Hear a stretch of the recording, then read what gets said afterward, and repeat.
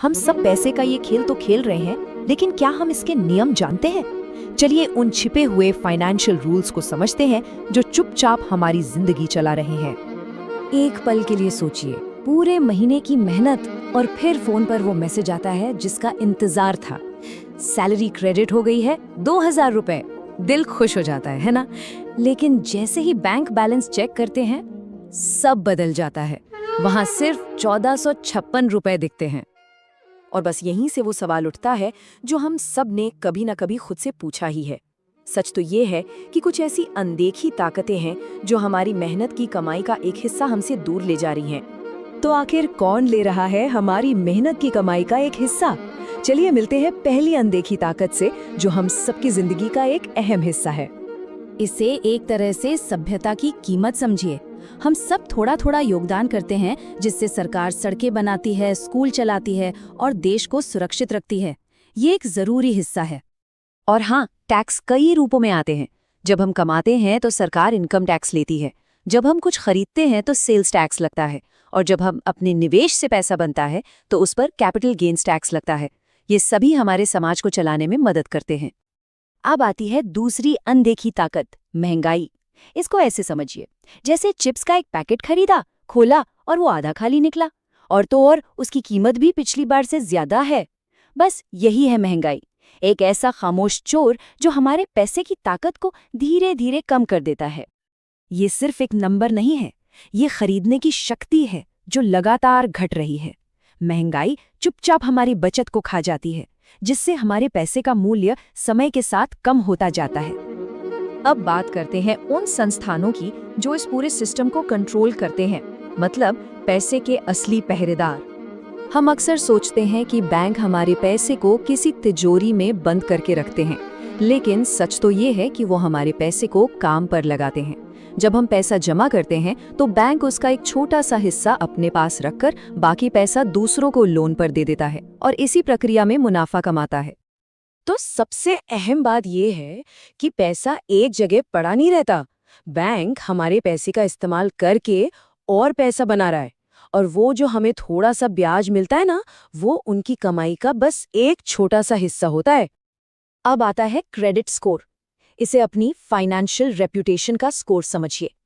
ये 3 अंकों का नंबर ही तय करता है कि बैंक किसी पर कितना भरोसा करेगा जब उसे घर या कार के लिए लोन चाहिए होगा। किसी के भी क्रेडिट स्कोर को 2 मुख्य बातें सबसे ज्यादा प्रभावित करती हैं: क्या बिल समय पर चुकाए जाते हैं और उपलब्ध क्रेडिट लिमिट का कितना इस्तेमाल किया जाता है। बस इन 2 आदतों पर ध्यान देकर एक मजबूत फाइनेंशियल रेप्यूटेशन बनाई जा सकती है। अब हम पैसे के खेल के सबसे शक्तिशाली नियम पर आते हैं, एक ऐसा नियम जो 2-धारी तलवार की तरह है। ये बना भी सकता है और बिगाड़ भी सकता है। हम बात कर रहे हैं ब्याज की। आसान भाषा में कहें तो ये किसी और के पैसे का इस्तेमाल करने की फीस है। ये वो किराया है जो पैसा अपने होने के लिए वसूलता है। जब ब्याज किसी के खिलाफ काम करता है तो ये उसका सबसे बड़ा दुश्मन बन जाता है, जैसे क्रेडिट कार्ड का कर्ज जो हर महीने बढ़ता ही जाता है। लेकिन जब ये किसी के लिए काम करता है तो ये उसका सबसे वफादार, बिना तनख्वाह वाला कर्मचारी बन जाता है जो दिन रात पैसा कमाता है। ये है चक्रवृद्धि ब्याज का अंधेरा पक्ष। कर्ज पर यह एक छोटी सी चूक को एक बड़े फाइनेंशियल बोझ में बदल सकता है, क्योंकि आप सिर्फ मूलधन पर ही नहीं बल्कि बढ़ते हुए ब्याज पर भी ब्याज चुका रहे होते हैं। तो अब जब हम इन अनदेखी ताकतों और सिस्टम के पहरेदारों को समझ गए हैं, तो सवाल ये है कि हम इन नियमों को अपने फायदे के लिए कैसे इस्तेमाल करें। इसका सिर्फ एक ही जवाब है: निवेश। ये महंगाई को हराने और अपने पैसे को काम पर लगाने का सबसे शक्तिशाली तरीका है। यहाँ समय देकर पैसा नहीं बल्कि पैसा देकर और पैसा कमाया जाता है। इसके कई रास्ते हैं। किसी बड़ी कंपनी के स्टॉक में हिस्सेदारी खरीदी जा सकती है, बॉन्ड के जरिए सरकार या कंपनियों को उधार दिया जा सकता है, या फिर रियल एस्टेट में पैसा लगाया जा सकता है। लेकिन निवेश में सबसे शक्तिशाली हथियार क्या है? पैसा नहीं, वो है समय।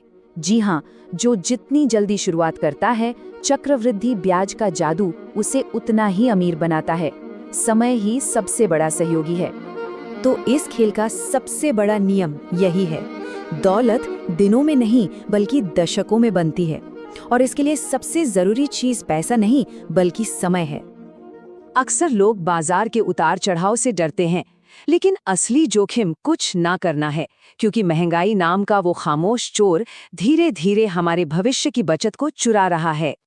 तो अब जब इन बुनियादी नियमों की समझ हो गई है, तो असली सवाल ये है, इस जानकारी का इस्तेमाल करके इस खेल को कैसे खेला जाएगा और एक बेहतर कल कैसे बनाया जाएगा।